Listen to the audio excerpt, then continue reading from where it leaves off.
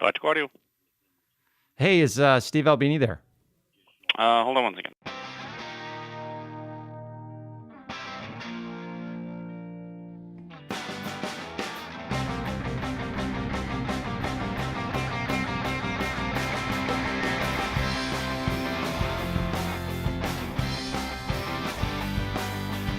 This is A New Angle, and I'm your host, Justin Angle, marketing professor at the University of Montana.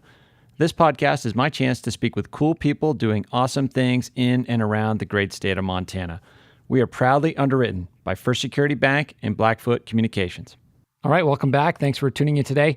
Hopefully by now you've had a chance to check out our new website, anewanglepodcast.com. Super excited about that, and thanks to our team of interns and Stefan Borsum for leading up the efforts there. They put a ton of effort into this thing, and I think it looks pretty darn good. So check it out, let us know what you think, and tell your friends about it. Anyway, today's episode, Steve Albini, legendary Missoula native, sound engineer, musician. This guy is a big deal in the music industry, and he has a lot of interesting opinions about how music gets made and how it should be made, and where value lies in that industry. Member of some pretty prominent bands, Shellac and Big Black, most prominently. He's the owner and operator of Electrical Audio in Chicago, which is a legendary sound studio. If you're interested in learning more about electrical audio and Steve's work, you should check out the episode of Sonic Highways. It's an HBO show, and tons of great information there. Steve has worked with the likes of Nirvana, PJ Harvey, The Breeders, Foo Fighters, and he's got some very interesting views on value creation and creativity in music. And we talk about that today.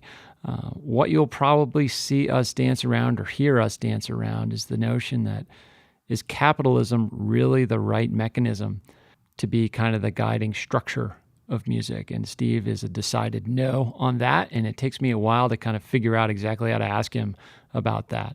Anyway, super interesting conversation. I really appreciate Steve's insights, his time, and his generosity. We'll turn it over to Steve Albini. So anyway, thanks for doing this. No problem. Excited to have you on. You're a bit of a legend here at the University of Montana College of Business. In fact, you go back. Yeah, I know. Jeff kind of overlapped with you in high school, but another part of our family, Terry Carter, from Hellgate High School, apparently he says he played drums with you in a band called Just Ducky back in the day. Yeah, we had a few drummers. We were pretty bad, and so the drummers didn't stick around very long. Well, he remembers it fondly and was pretty excited that we were going to have the chance to chat today. I'd love to start off with just kind of take us back to Missoula in the 80s as a high school kid. I know, you kind of left for Chicago for journalism, but what was it like growing up here? I mean, it's changed so much in the intervening years. Well, to people who are there all the time, I'm sure that change is apparent, but when I come back, and bear in mind, I left in the summer of 1980. Okay. And I came back sporadically. My folks still lived there for a couple of years into the 80s, and then my dad took a position at Montana State in Bozeman, and so they moved out, and my brother at that point had moved to California, and my sister had moved to Oregon, so I didn't have any family in Missoula for the bulk of the 80s, and so I never went there. And I went back in the mid to late 90s on tour with my band Shellac.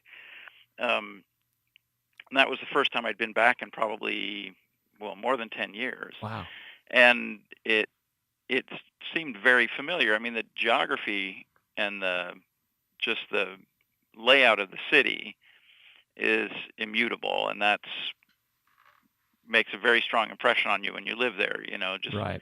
The feature landmarks of the Circle Square, the downtown area, the Higgins Avenue Bridge, and then Hellgate, and the sort of sprawl that carries on toward the mall. I don't know, is the mall still there even? Yeah, Southgate Mall has sort of just been renovated, actually. So it's sort of experiencing a renaissance of a sort.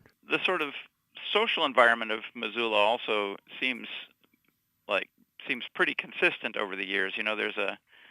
There's a sort of a hint of um, sophistication. Like maybe it might be an affectation, but there's a little slightly more worldly frame of mind in Missoula. There's a whiff of progressive politics. There's Right. you know uh, there's a kind of an intersection between the sort of general Montana leave me alone libertarianism and the sort of uh, hippie lefty be free in your mind and body kind of thing that is pretty well embodied in Missoula, and that was one of the principal things that I liked about it. And the town is small enough that there aren't that many bars, so you would see all kinds of people at the watering holes. Right. Like if you went to the AmVets or the Missoula Club or the Stockman, you would see like all kinds of people there all the time. Like you'd see ranchers and students and artists and musicians and vagrants, Right. And that's one of the things that I like about the culture of Missoula is that everybody rubs elbows with everybody, and everybody gives everybody room to be whoever they are. Yeah, and I think that's still true. However, it is one of those things that is maybe under threat a little bit as the city grows. I mean, there's tremendous amount of development going on in the downtown corridor.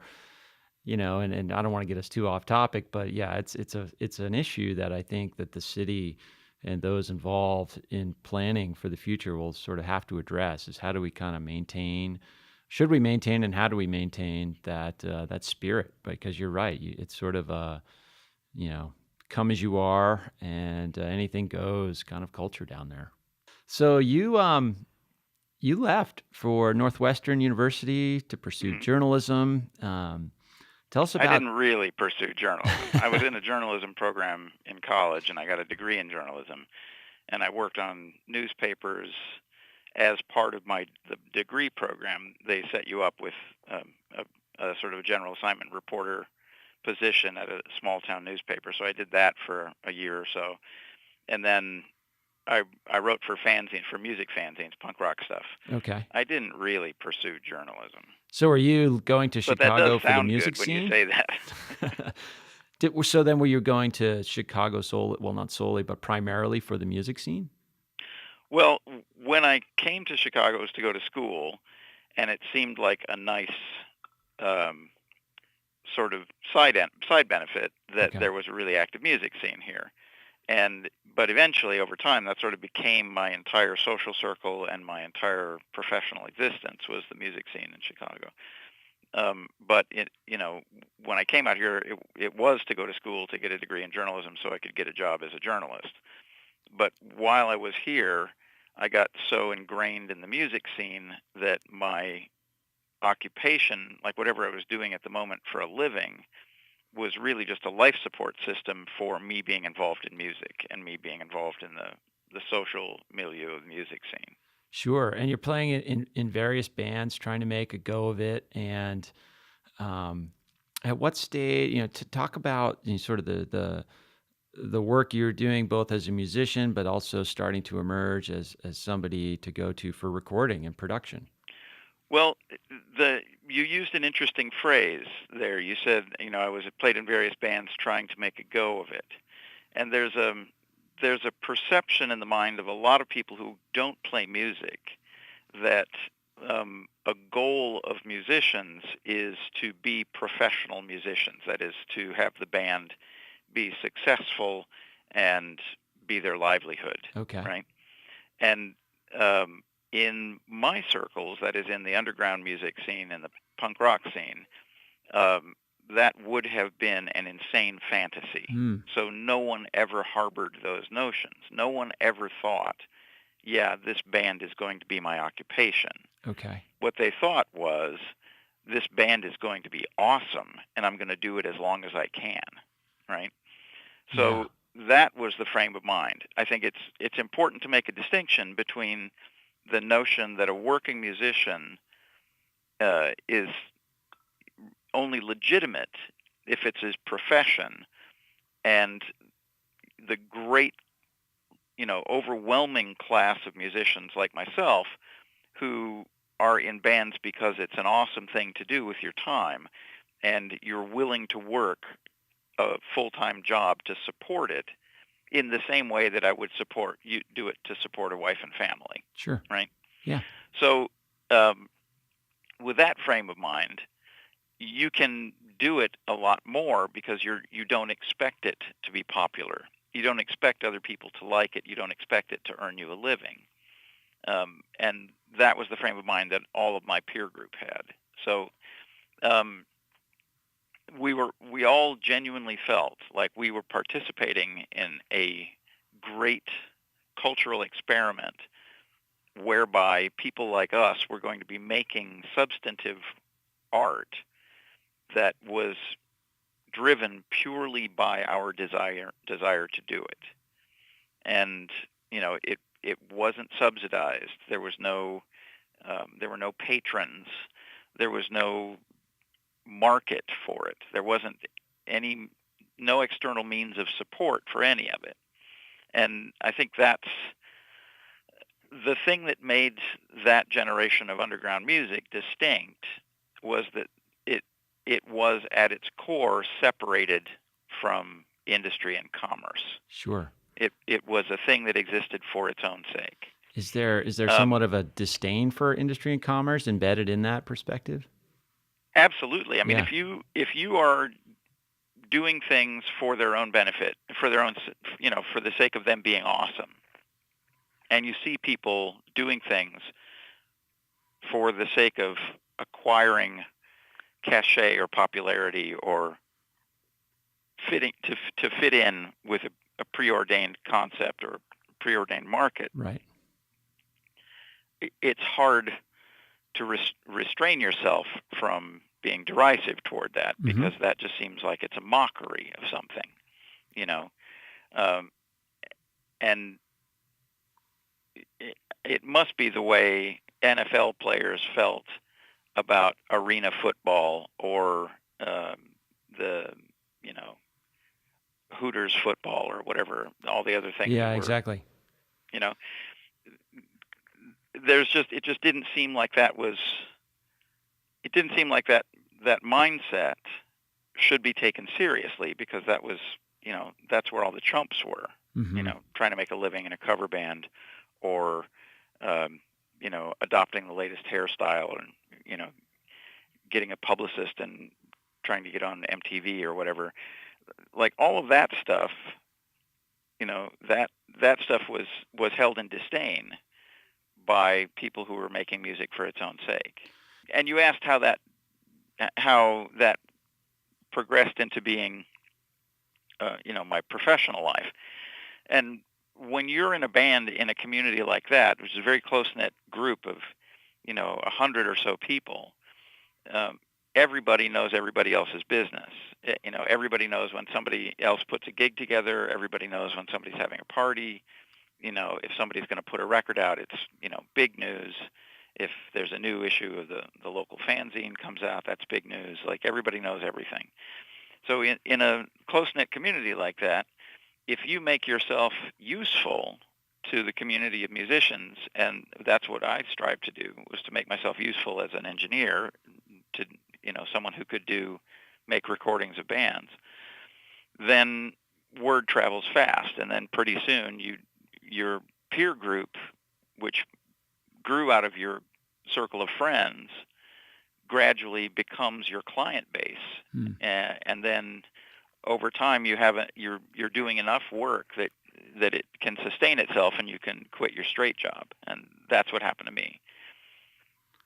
So, within that, like, how do you, I guess I'm trying to understand these dynamics of, I understand sort of the perspective that you're talking about, that imposing these market forces on the creative is just the wrong framing. Yet as you're kind of approaching your passion as a musician, you're doing it because it's awesome.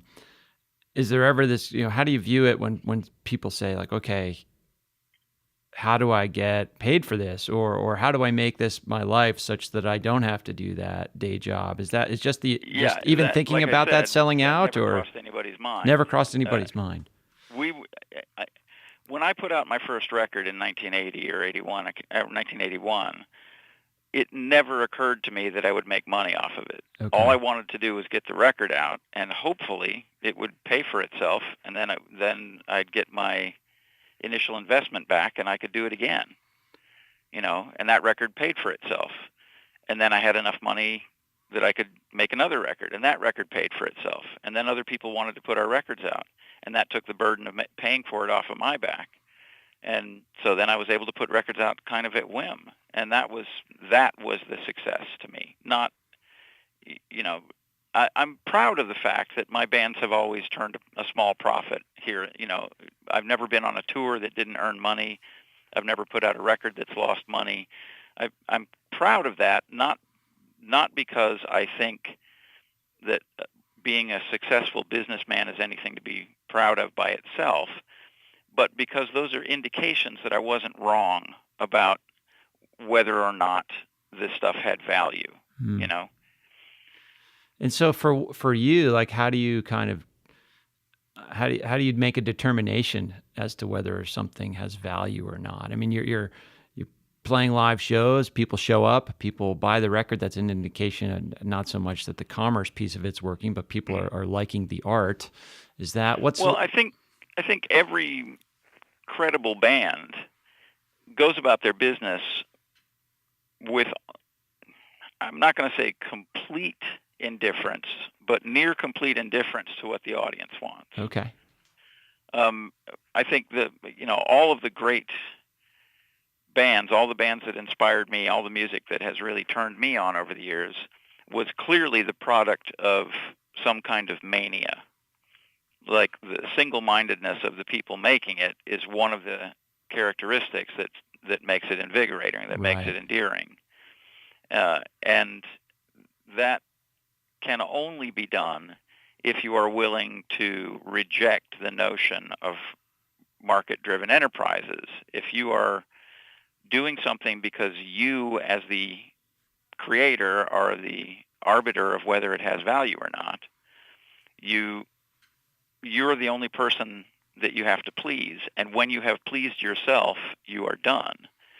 And then you can release it into the world and see if anybody else wants to play along. But the main feature of it is that you're doing it to please yourself.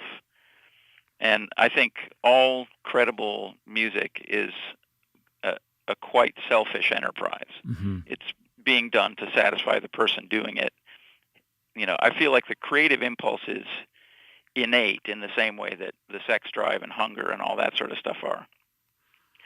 And so when someone is creating something, they're satisfying a need in themselves.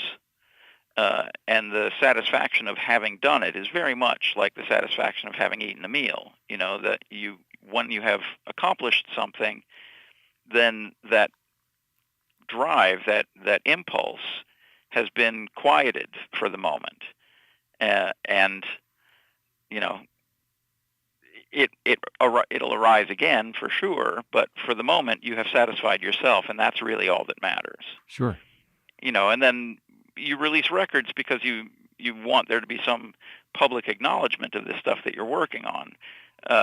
But genuinely, I think, I know this is true for my bands, and I'm fairly certain it's true for all of my friends' bands, is that if other people don't like it, it doesn't make you think it's worth less. Mm. Yeah. It's an interesting perspective. I mean, it makes total sense that if you're doing it for the intrinsic value to yourself and to your bandmates, but yet, even putting something like art, some form of art out there is this external validation that comes from the approval or the acceptance or the praise that you get from other people, and it kind of. Yeah, but I think it's easy to oversell that. Okay. Like if you sell records and you make money, that's nice. Mm-hmm. But it doesn't change your perception of how good what you've just done is. Yeah. And I'll give you another example. There's a singer from Chicago named Robbie Fulks. Okay. He's done a lot of different kinds of music, from bluegrass to traditional country and western to more abstract ensemble stuff. He has very eclectic taste. He's a really smart guy. He's a fantastic musician. He's been plugging away at it his whole career, 30 plus years in the trenches, making records and playing shows and doing that as his life's work and as the thing that animates him for his entire adult life. And last year he was finally nominated for a couple of Grammys, right? Something that he, I'm sure, would have appreciated at any point in his career, but it happened, last year for him. And if you asked him then or now, this record that was just nominated for 2 Grammys, is that your best record? Mm. He would say, yeah, probably not. It's one of my records. It's a good one, but it's probably not the best one. But that's the one that has suddenly drawn the attention of the otherwise ignorant public. Right. So, and I'm certain that's true for any serious person that's in the creative fields, is that they do things and they value their own creative output based on standards that only they understand. And then, the degree of satisfaction they feel in it is related to their sense of accomplishment and execution of an idea. Sure. If other people like it, good for them. Then they get to have a little piece of it too. But we're doing it for ourselves. Yeah, I mean, it's what you're describing just sounds like the essence of creativity and the essence of art in a way, and then that actually transitions into this. I've heard you speak about how messed up the music industry is, and maybe this is the fundamental reason why, if you impose these market forces on a creative process that just is not congruent with market forces. Well, being fair, most of my complaining about the music business was during the 90s when there was a music business. Okay. Yeah, so maybe tell us that history a little bit. Or rather, when the music business was a synonym for the record business, right? And that was the case through the 90s and drizzled on into the new millennium. But the record business really is now like a small sidecar to the music business, which on a pop music scale is about celebrity and stardom. Yep. But on the scale that I'm familiar with, on the working musician scale, it's about live performance primarily and making recordings as a document of the progress of your music over time. So the recordings tend to be seen more as documents than products. Whereas during the record business era, the recordings were the product. And if the band could tour and make people buy more records, that was great, but that didn't really matter so long as people bought records. And now the records are more of an inducement to get people to come see the live performance because that's where all the money is. A New Angle is underwritten by First Security Bank and Blackfoot Communications, 2 cool companies doing awesome things all over Montana. This is Sam Schultz, and you're listening to A New Angle. Well, do you think that actually ends up bringing the market back around to a premise that you'd be more accepting of? That if the records are just documents, and not designed to make a profit. Well, records during the heyday of the record business, the making of the records was done at the behest of the record labels primarily. Yeah. Right?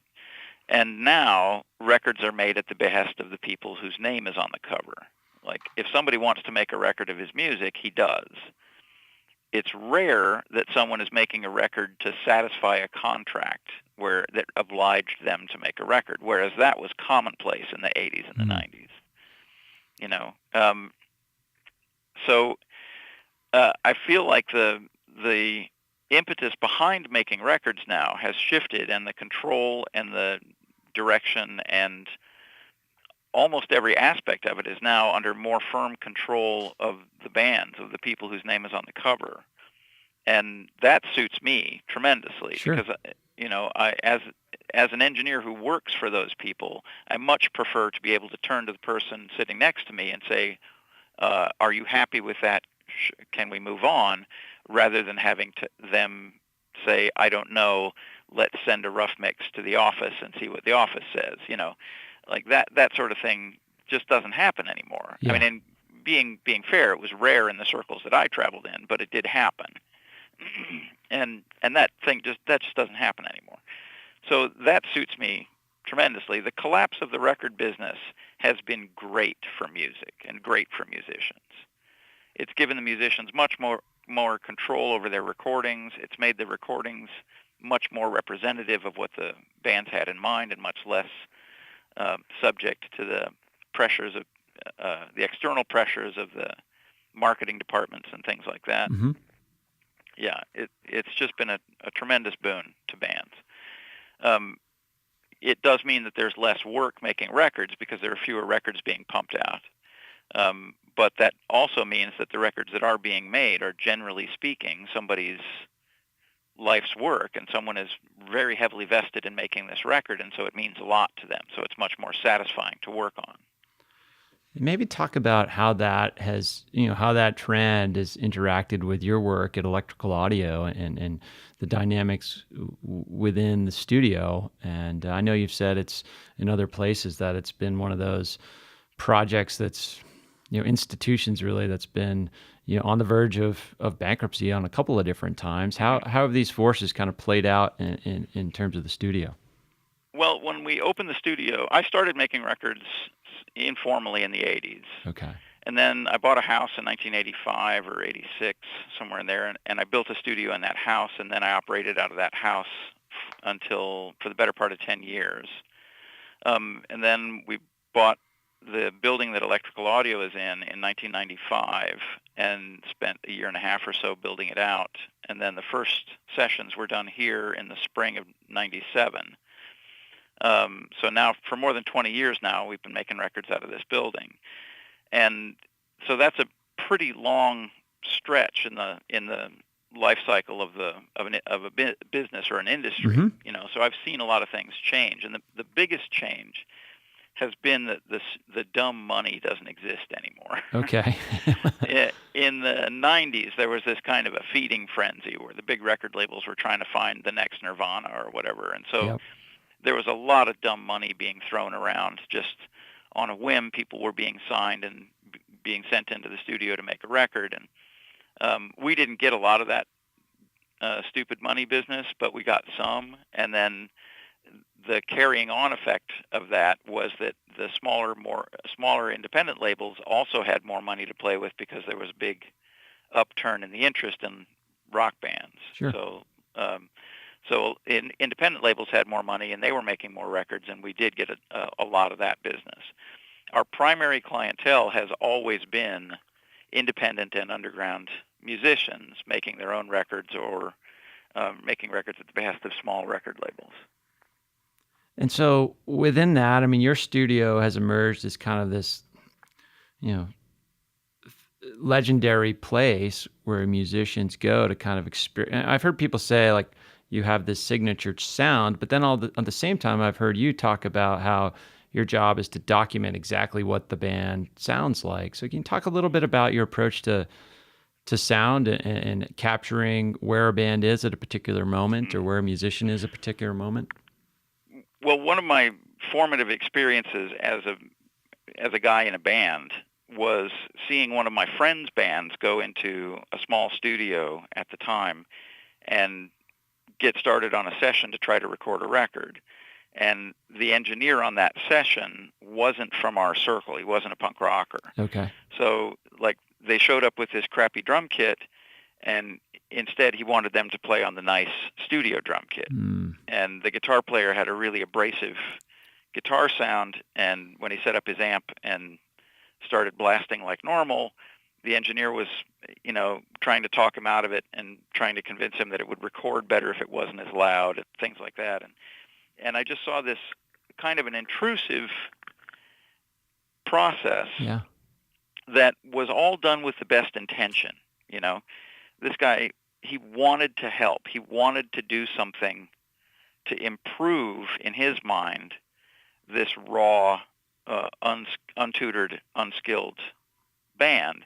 He wanted their record to be more professional, right? Mm-hmm. He thought he was doing them a favor by mediating their mania somewhat, right? And I, as a fan of the band, saw that what had happened was that he had actually blunted the sharpest points of that band. Sure. And made that band less true to my experience of them and less valuable because they were less different from everything else, right? So that was a formative experience for me, and I've tried not to be that guy on the sessions that I run. So if a band comes in with a bunch of odd quirks that I don't understand, I don't assume that they're doing it wrong. Mm. What I assume is that I don't yet understand it. And my job as an engineer is to go along with them until I can see things from their perspective, and then I can start participating in the conversations. But up until that point, I'm ignorant, and it's my job to stay out of their way, right? So that's one of the root causes of my behavior in the studio, is that I don't want to be the guy that weakens a record by trying to improve it, you know. And that has taught me a lot of things. Like on many occasions, I've worked on records that baffled me at the time, and then as I got more familiar with the band and the music, I came to appreciate what was unique and, in fact, great about music that completely went by me initially, right? Every kind of music has its own soul and its own purity and its own reason. And if you let it be itself, then you have the potential to learn from it. But if you're always trying to manipulate things so that they fit your paradigm and your perception, your preconception of music, then you're cheating yourself out of the experience of learning from all of this new and different music that you're exposed to. I had that frame of mind kind of confirmed for me.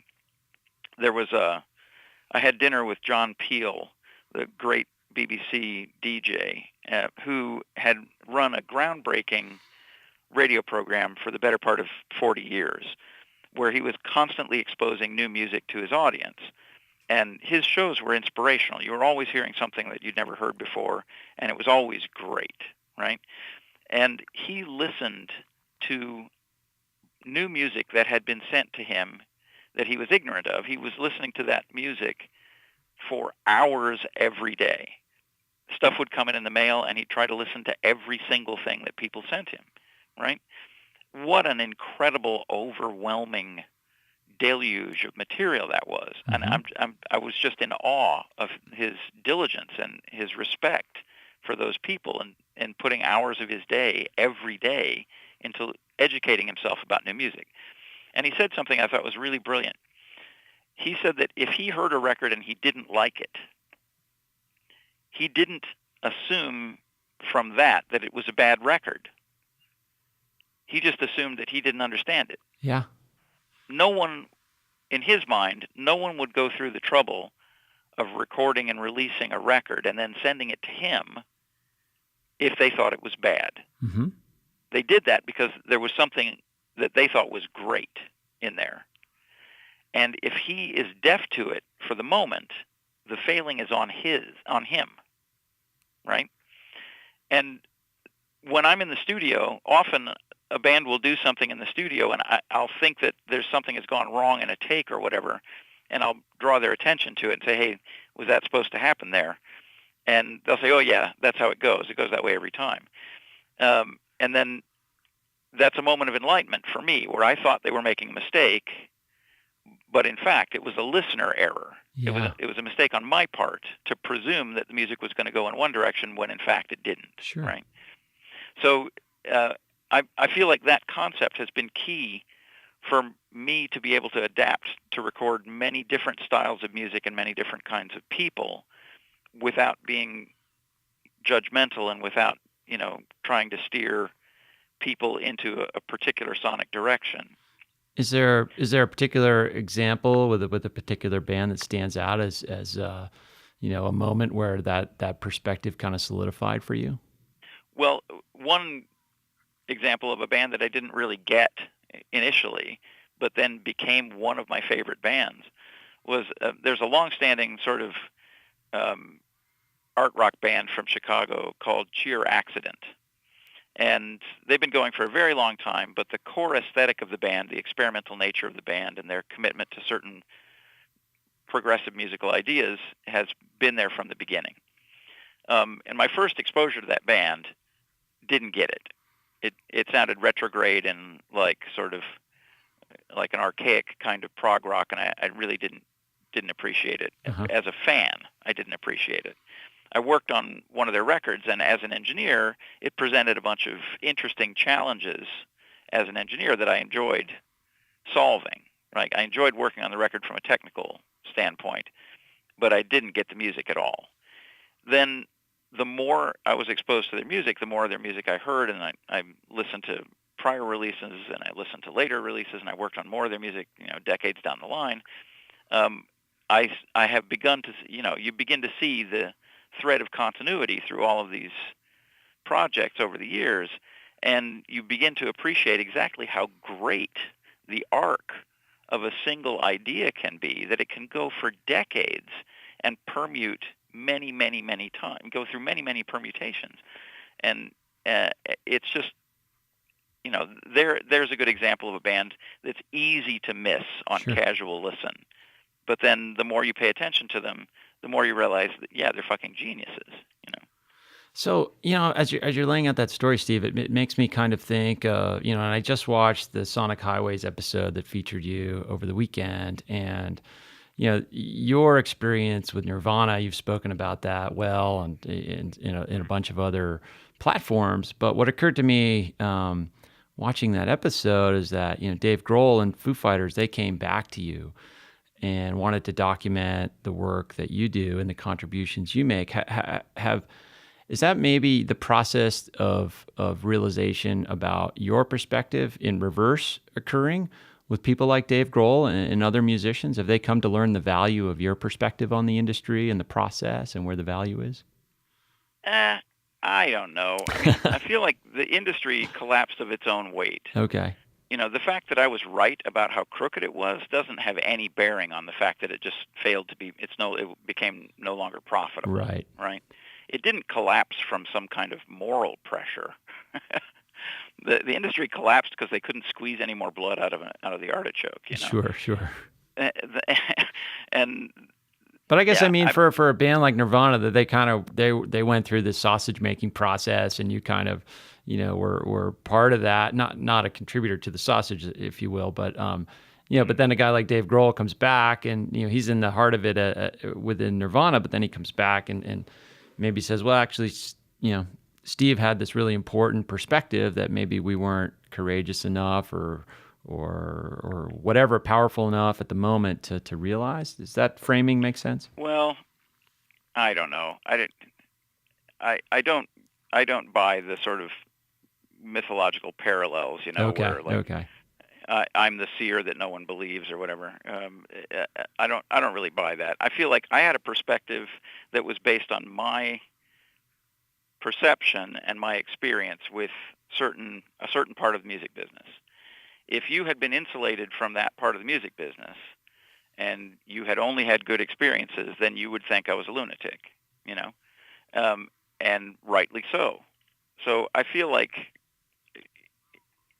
my perspective at the time was valid at the time because I wasn't speaking wishfully. I was speaking based on observations.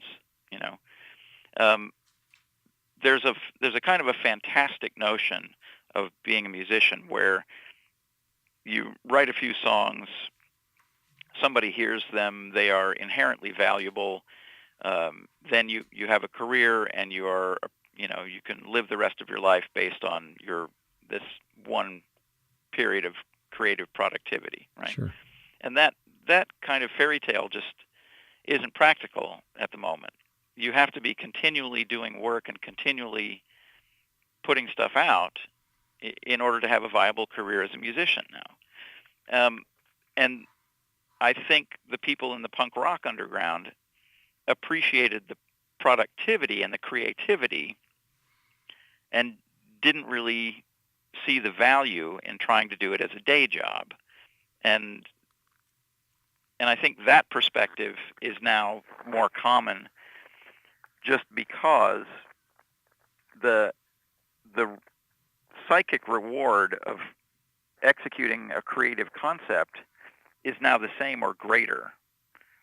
And the carrot of the potential rock star status is now much weaker of an attractor. It's much less likely that people will think, yeah, I'm going to be a star and sell a bajillion records.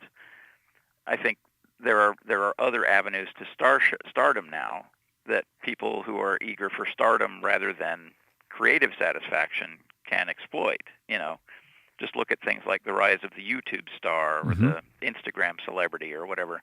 Like, there are means of acquiring celebrity now that don't have anything to do with your creative output. And so the two are less conflated, Yeah, although and that's a product of a general change in the culture. And I don't think that there was a eureka moment on the part of the artistic community that was like, hey, now we can be pure artists because we don't have to sell records anymore. Right. I don't think that happened. I think it's just, the notion, like the concepts of celebrity and creative output have diverged, and they're no longer even partially bound. Right. And the pathways to success on either dimension are a little bit more clear because the two are not as conflated, I would think. Yeah, and there are a lot more options for both. Like, if you are in a band now and you want to put your music out, you no longer need to press up a record. You can record a band practice on your iPhone and put it up on YouTube that evening. Mm-hmm. And, the following morning you can have a million people could have seen it. Right. Like that is an incredible development in terms of, the sort of raw communication aspect of the creative enterprise. The fact that there is no barrier now to you presenting your music to the world is fucking fantastic. When I wanted to put my record out, I had to save up a bunch of money. I had to record a record. I had to mix it. I had to save up a bunch of money. I had to get jackets printed. I had to get the record mastered. I had to get the records pressed and shipped to my apartment. I had to lug them up the stairs. I had to try to convince people to buy them over the phone. Yeah. It was just so much more work. And now, literally, you could do the whole operation on your cell phone in the span of an evening. Uh-huh. Uh-huh. And so that's got to put a lot of pressure on your studio in a lot of ways. Yeah, in terms of, just because it's so much easier to do a sort of passable job of recording now. Yeah. The perceived value of big professional studios like ours has kind of dwindled. And, that's reflected in the pricing of the studios. Like, studio rates now for big professional studios are a fraction of what they were in the 90s. Mm-hmm. We are getting less than half what we were getting as just the rental rates of the studio, just because there's less money available, and so there are fewer records being made. And so now when the records are being made, they're being made with an eye toward minimizing the cost. Okay. One of the things, as we kind of try to land the ship a little bit, one of the things that's important to us here at the College of Business, we have an entertainment management program, and tons of kids trying to get into the entertainment management industry on a variety of dimensions. We have a lot of students that go to film, a lot of students that go into the music industry, and some of them artistically inclined, others more interested in the business side. What kind of advice would you have to a young college student who's wanting to break into the music industry? I mean, I know there's so many dimensions there, but what kind of perspective would set you up for? Being frank, yeah, I'm the wrong person to ask about that because I have always avoided any obligation to anyone like a manager or an agent or anything like that. I've never had a manager. I've never had an agent, and I don't see those positions as valuable. What's happening more and more now is that bands and artists are maintaining control of all aspects of their career because it has gotten easier. Right? So there's less need for a manager. If you're not going to have contracts with a record label, you don't need a manager and a lawyer to argue terms for you. If you are going to be contacted directly by a festival that wants to book you as a performer, then you don't need a booking agent as an intermediary. Yep. So one of my complaints about the music business during the tenure when the music business was the biggest problem was that there were so many people in management and A&R and the administration of everything. Every single one of them siphoning money out of the stream that was ultimately that would otherwise have been headed toward the person whose name's on the cover. Sure. So if you're in a band and your band is earning money and someone else says, "Hey, I'm going to do some of the work for you for a percentage," my rule of thumb has always been that person is being overpaid. If they're taking a percentage of your income to do some of the work, then you're overpaying them. Yeah. And so I guess at the core of your advice is if you want to get into the music business, play music, create music. Yeah, it seems like more and more, as a viable business, musicians are running their careers like small businesses now. They're budgeting things carefully, keeping the costs low, managing their tours like, business projects where there's a certain capital outlay and a certain expected income. You just make sure that everything is, make sure that the book balances in such a way that you turn a profit when it's all over with. Yep. And all of that stuff is much easier to do now because there are so many more tools available to help you do it, and communication is so much easier. So if you are a musician, I strongly urge you to learn the ins and outs of all of the business propositions that are going to be presented to you. Like when you're negotiating with a venue for a gig, get a line item of costing of everything that they're taking out of the gate before you start discussing what your percentages should be, so that you can see if they're paying themselves twice for hiring security staff and then also having a general staff deduction, or if they're charging you for advertising for ads that they are buying regardless, things like that. Like if there are costs built into the overhead of a show which are actually extra profit, you need to know about it because that's going to affect your negotiations with them. So I strongly urge people to learn every aspect of their business, but I don't advise getting a separate business manager unless you are doing so much work, so much touring, so much other stuff that there aren't enough days in the week for you to execute both jobs. Right. And in that case, you then do need to enter into a professional relationship with somebody. But I don't have a lot of advice for that because I've always been able to avoid it. Sure, you're on the other side of that. I guess one last question for you, if you got another moment, Steve. But sure.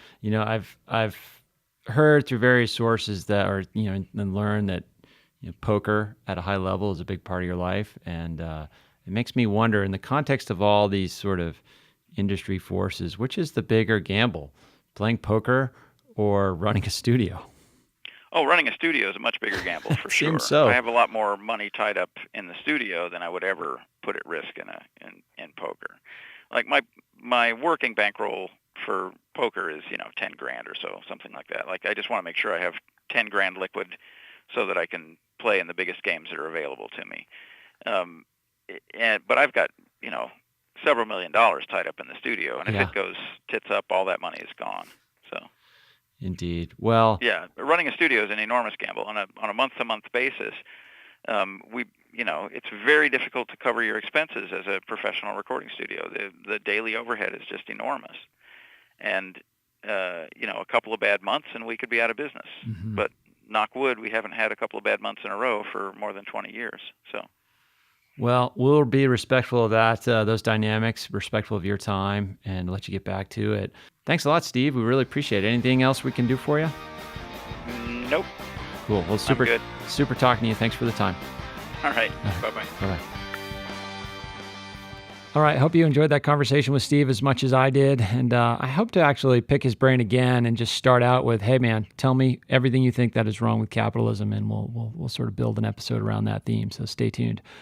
Okay, coming up next week, another important conversation for this community in particular. I got the chance to speak with Vanessa Grigoriadis. Vanessa is a prominent writer, journalist, investigative reporter, and she's written a powerful book called Blurred Lines. It's all about consent and sexual assault on college campuses.